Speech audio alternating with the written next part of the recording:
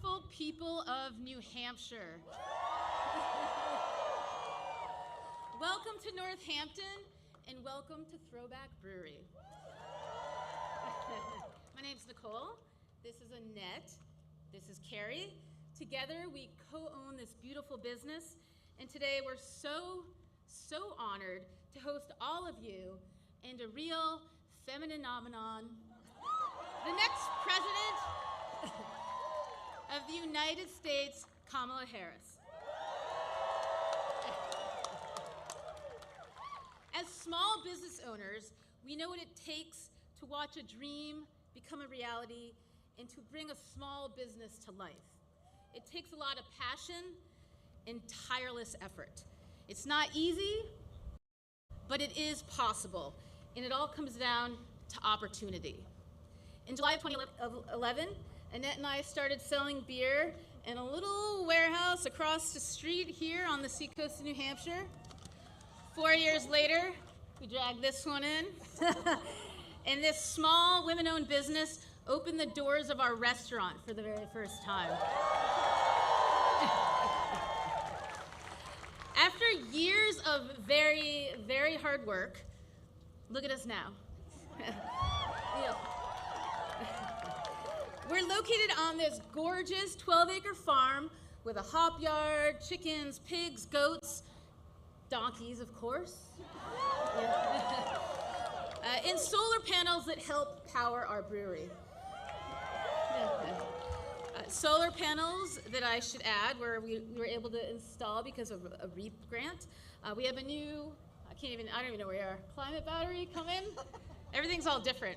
We have a climate battery coming, thanks to the funding from the administration and Vice President Harris.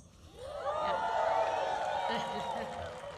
All of this has been possible because we had the opportunity to chase this dream and to make it succeed.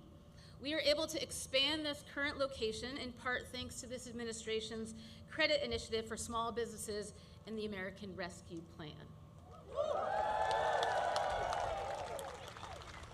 Over the past decade, we have certainly grown, but our core values of sustainability, of community building, of inclusiveness, and kindness have not changed. As a small business, we've never ever stepped out into the political arena.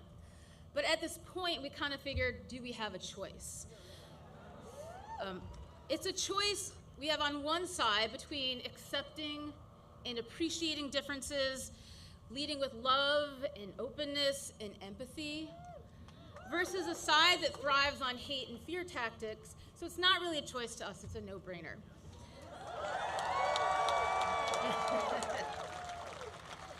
And speaking as the daughter, and I'll try not to tear up here, of a man, the best dad, amazing businesswoman, he was an ultimate feminist, a really kind soul, my best friend.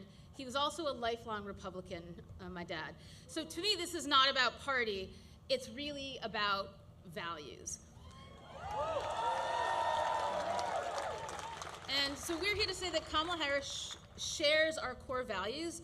She represents the future. She's smart, she's confident, and she leads from a place of goodness, which is really what we care about most. As president, she will build an opportunity economy that is fully focused on the middle class. She'll bring together all of us, entrepreneurs and workers, large and small businesses alike, to invest in America, create jobs, and deliver for all Americans.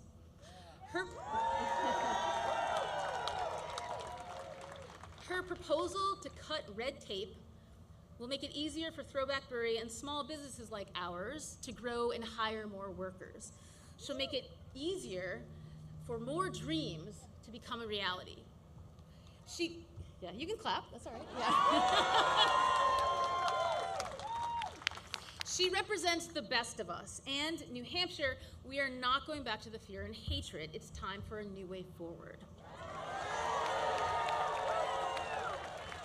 Now it is. We're not going back. We're not going back. We're not going back. We're not going back. That was pretty good. Now it is truly, honestly, really, truly our distinct pleasure to introduce a real champion for small businesses, for entrepreneurs, for working people, and for all of us here in New Hampshire and across the nation. Vice President Harris is the daughter of a working mother who grew up in a middle-class neighborhood. She believes that when the middle class is strong, America is strong. She has made clear that building up the middle class will be a defining goal of her presidency. Vice President Harris and Governor Walz will deliver for Americans who are looking for a new way forward. They're fighting for an America where everyone has the opportunity to succeed, the opportunity to build a business and create a better life, the opportunity to not just get by, but to get ahead. Please join us in welcoming to New Hampshire the next President of the United States, Kamala Harris.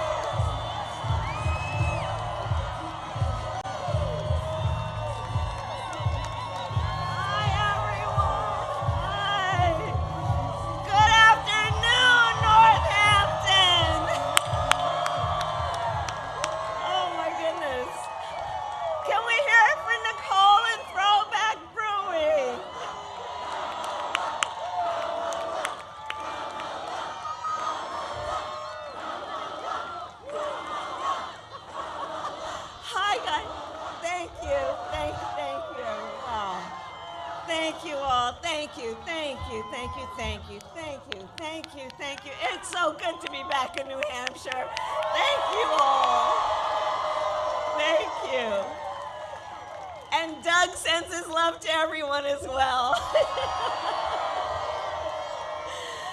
Oh, thank you, everyone. Nicole, thank you. You guys are just so extraordinary, and I applaud the way you do the business that you do and the love that you do in giving community. I love our small business owners. It is what you do. I'm going to talk a bit about you in a minute, but you are part of the fabric, the essential fabric of a community that cares about one another. Thank you for everything.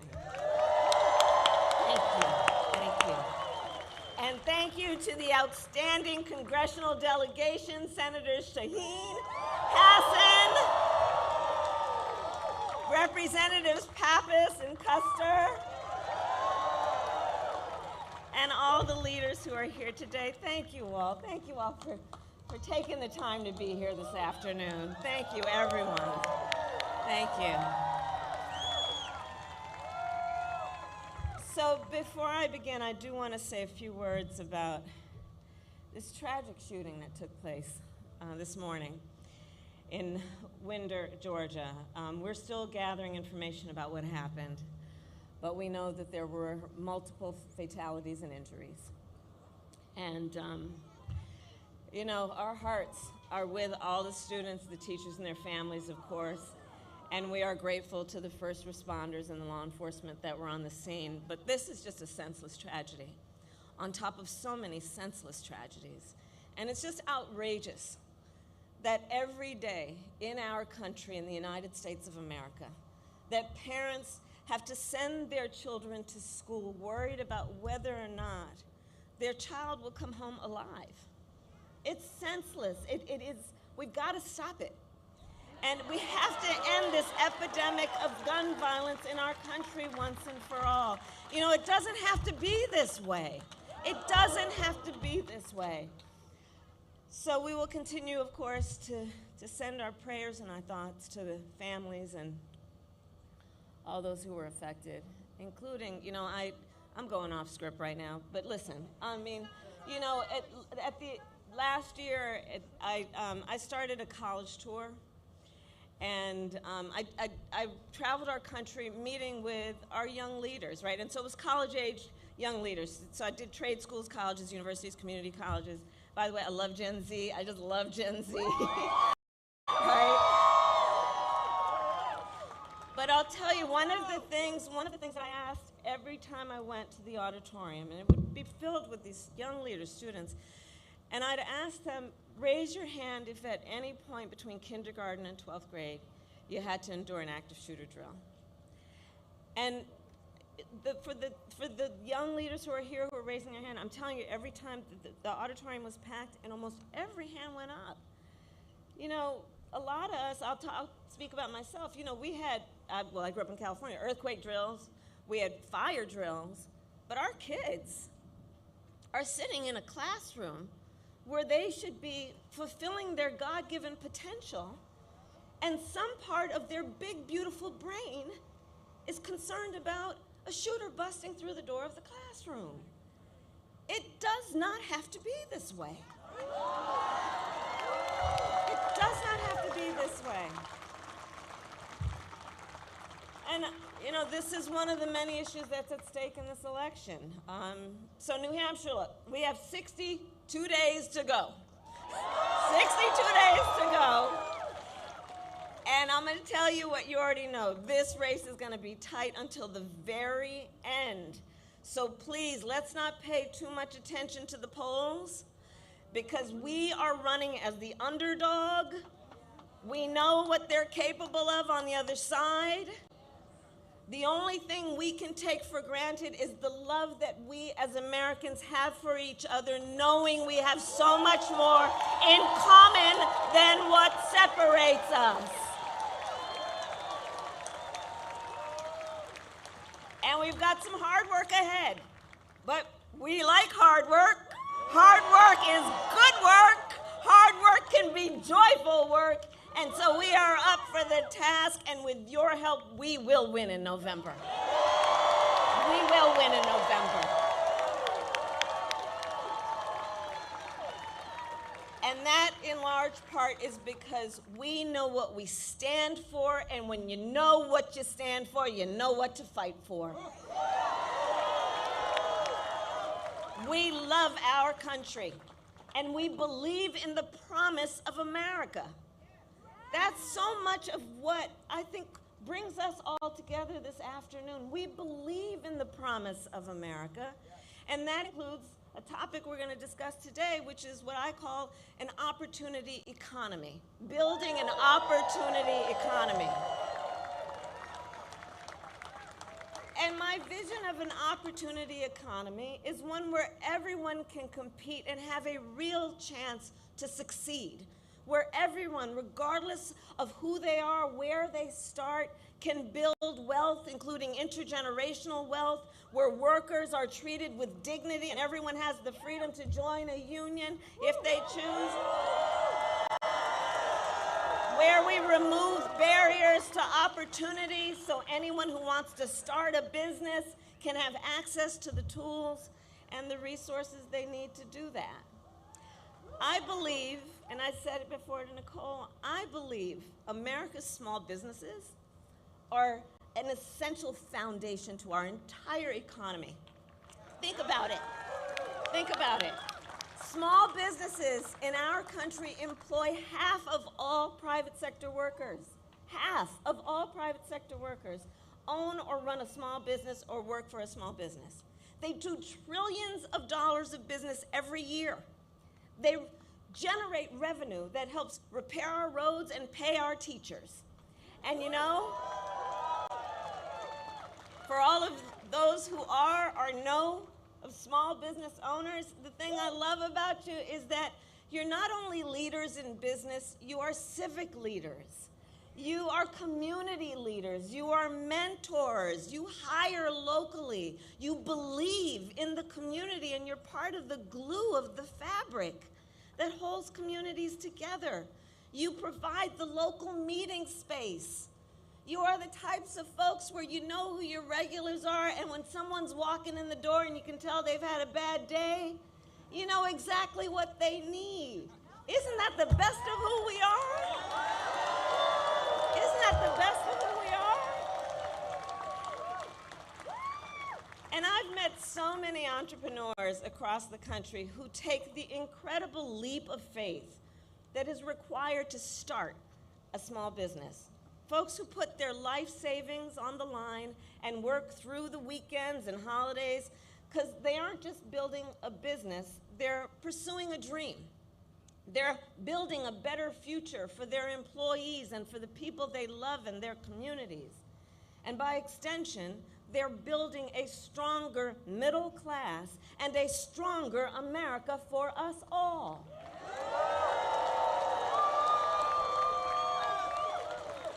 And so all of this is why, as president, one of my highest priorities will be to strengthen America's small businesses. And here I am in New Hampshire to announce a few elements of my plan to do that.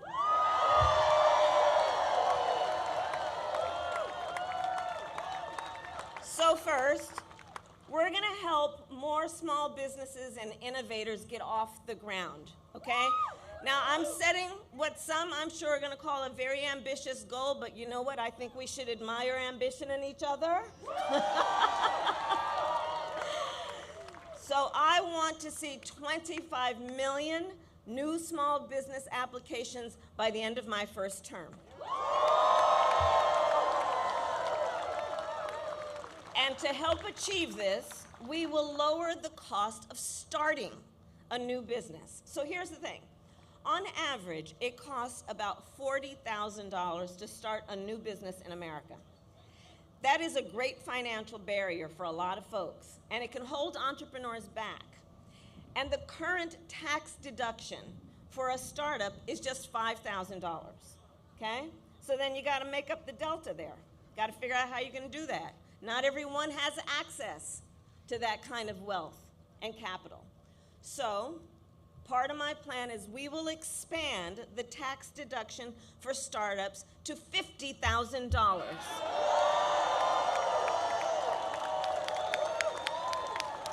It's essentially a tax cut for starting a small business.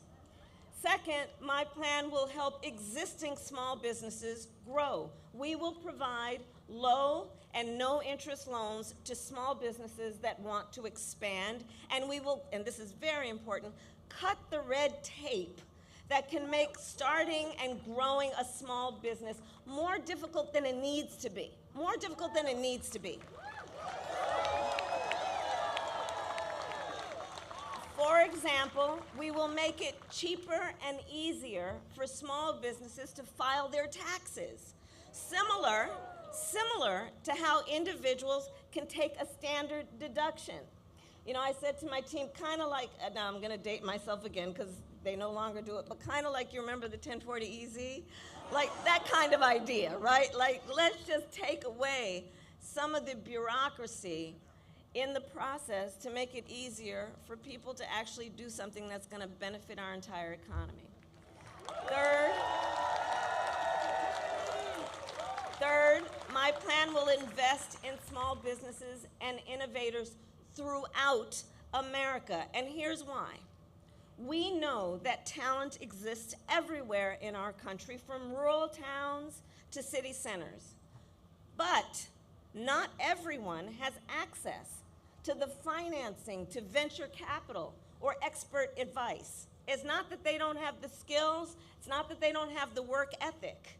It's access to these resources. So under my plan, we will expand access to venture capital, we will support innovation hubs and business incubators, and we will increase federal contracts with small businesses. And we will have a particular focus on small businesses in rural communities, like right here in New Hampshire.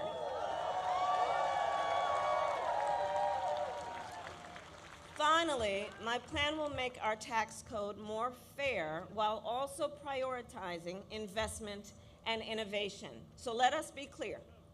Billionaires and big corporations must pay their fair share in taxes.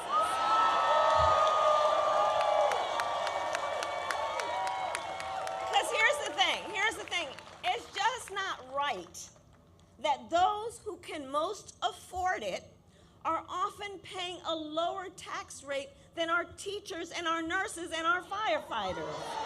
It's just not right. It's just not right. So that's why I support a billionaire minimum tax and corporations paying their fair share.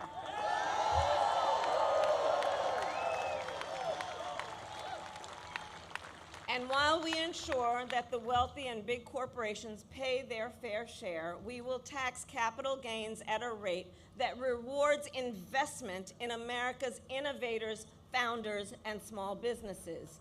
So here's the detail. If you earn $1 million a year or more, the tax rate on your long-term capital gains will be 28% under my plan, because we know when the government encourages investment, it leads to broad-based economic growth and it creates jobs, which makes our economy stronger. Now compare that to what Donald Trump plans. He intends to cut off federal programs that give loans to small businesses. He plans to give billionaires massive tax cuts and to cut corporate taxes by over $1 trillion, even as they pull in record profits. His plans will add more than $5 trillion to the national debt, and that is on top of the $2 trillion tax cut he gave them when he was president and when he exploded the deficit. We know how to count. We know how to count. And now he also wants to impose what in effect is a national sales tax on everyday products and basic necessities, which will skyrocket the costs for families and small businesses. And New Hampshire, on top of all of this, if Donald Trump were to win in November, he intends to end the Affordable Care Act, which would significantly increase costs on small businesses, as we know. And, well, you know what? The courts are going to handle that, and we will handle November. How about that? How about that? That's how we'll handle that. How about that? But think about it. It wants to end the Affordable Care Act, taking us back to a time when insurance companies could deny people with pre-existing conditions. You remember what that was? Children with asthma, breast cancer survivors, grandparents with diabetes. So, yeah, look, we are here to tell him and them we are not going back. We're not going back. We're not going back. We're not going back. No, we are not, and we will move forward because ours is a fight for the future. And it is a fight for freedom. And it is a fight for freedom. Now, I don't have to tell the folks of New Hampshire, the live free or die state, you know the importance of individual freedoms, fundamental freedoms. You know how hard people fought for these freedoms and that they are foundational to who we are and what we stand for as America, including the fundamental freedom of a woman to make decisions about her own body and not have her government telling her what to do.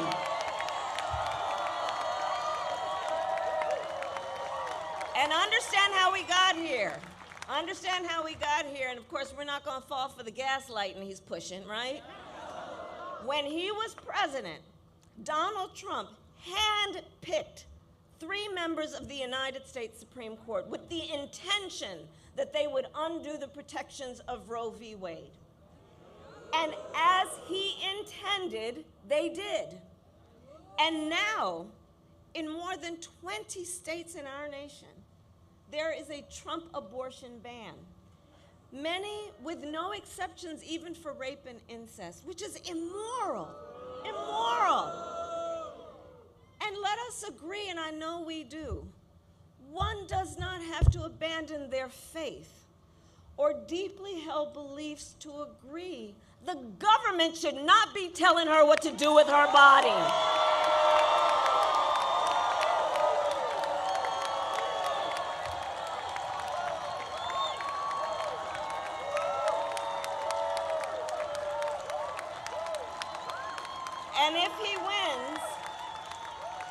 And if he wins, you can be sure Donald Trump will go further. And he will sign a national abortion ban. And you know, Project 2025, which I mean, can you believe they put that thing in writing? And under Project 2025, he would create a national anti-abortion coordinator, which would force states, I mean, this is unbelievable, right? Which would force states to report on women's miscarriages and abortions. You know what they are making really quite clear? They just don't trust women. They just don't trust women. But we trust women. We trust women. And when Congress passes a bill to restore reproductive freedom as President of the United States, I will proudly sign it into law.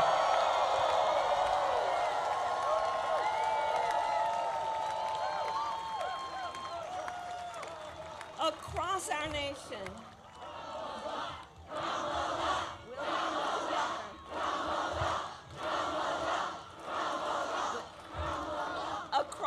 nation, across our nation, and I've been traveling for many, years actually, and certainly months most recently. Across our nation, I'm telling you, we are witnessing a full-on attack on hard-fought, hard-won fundamental freedoms and rights, including the freedom to vote, the freedom to be safe from gun violence, the freedom to breathe clean air and drink clean water, the freedom to love who you love openly and with pride.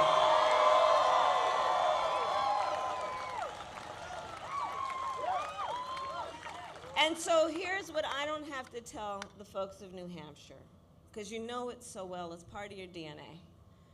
Generations of Americans before us, they fought for freedom and they led the fight for freedom in our country. And now, the baton is in our hands. The baton is in our hands. So let us understand, which we do, our purpose at this very moment.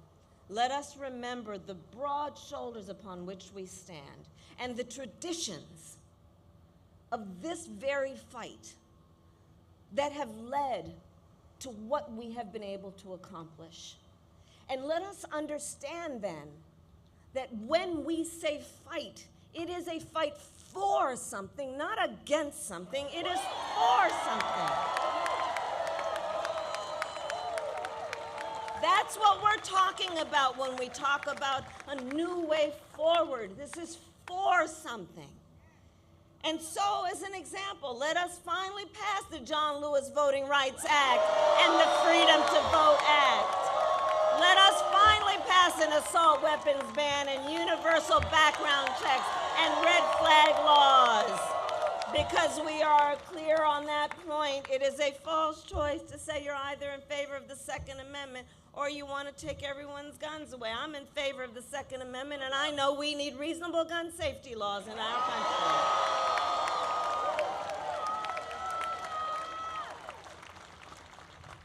And there's another point that I'd like to stress about this election in '24.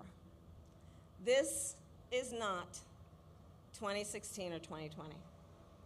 The stakes are even higher this time for a number of reasons, but I'm going to mention one in particular.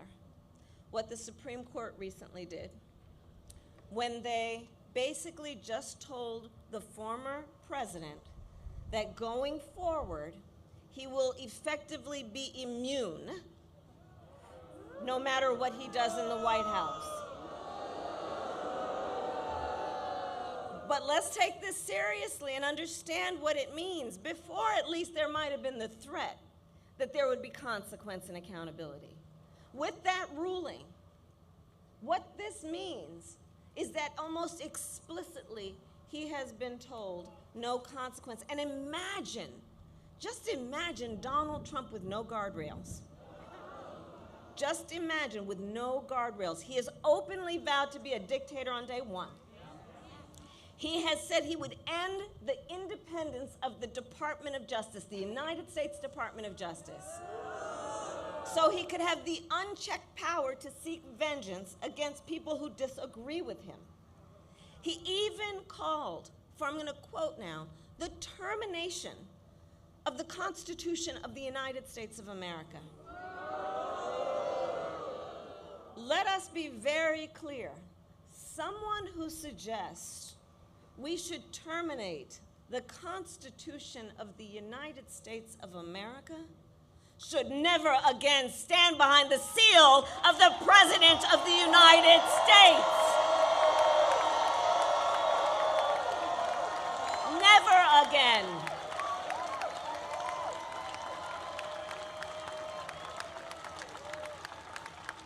So I'll end where I started.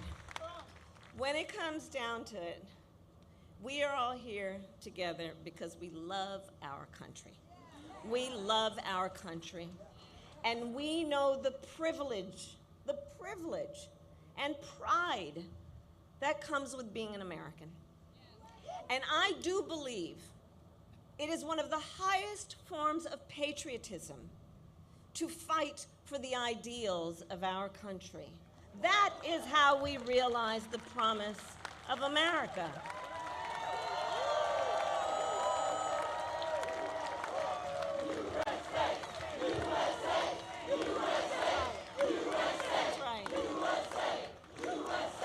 And so with that being said, I ask New Hampshire, are you ready to have your voices heard?